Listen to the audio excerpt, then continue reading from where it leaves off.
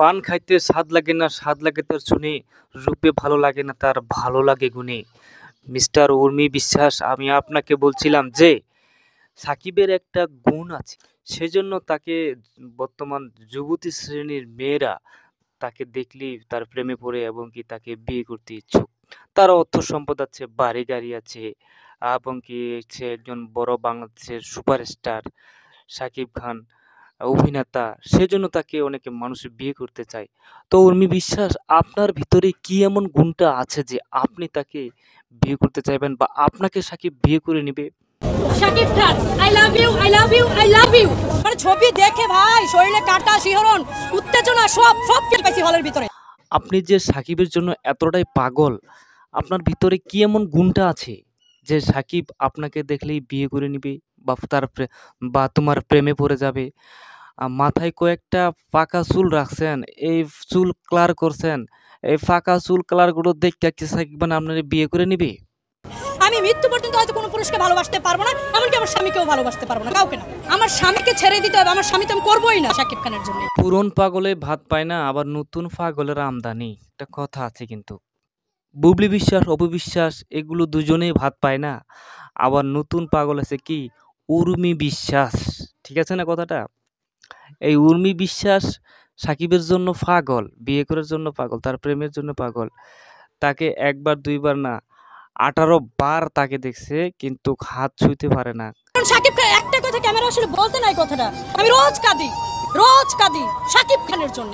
বুবলি বিশ্বাস আর অপু বিশ্বাসের পায়ের ধারেও যাইতে পারবে না এই উর্মি বিশ্বাস, আবার তাকে সাকিব খানকে বিয়ে করার জন্য পাগল উঠে পড়ে লাগছে একবারে।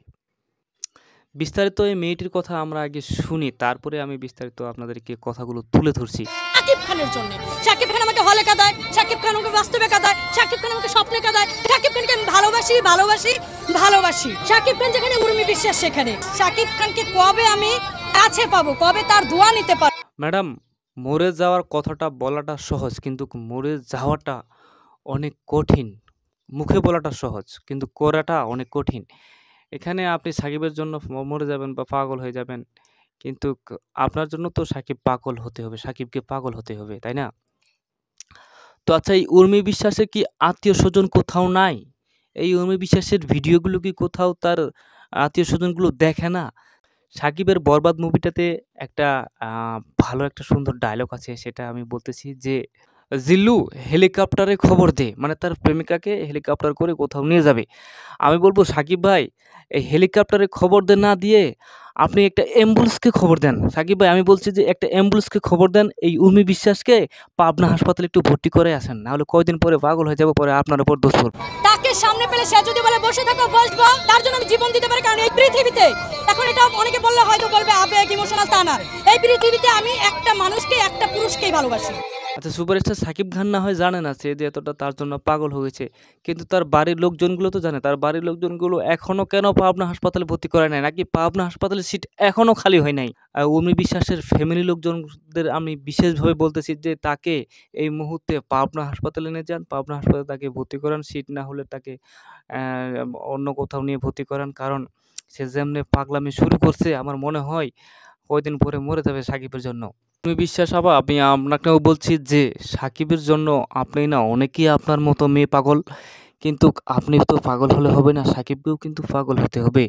বুবলি, অপু এরা কিন্তু ভাত পায় না, আপনার থেকে কিন্তু অনেক স্মার্ট অভিনেত্রা, সেদিক থেকেও কিন্তু ভাত পায় না।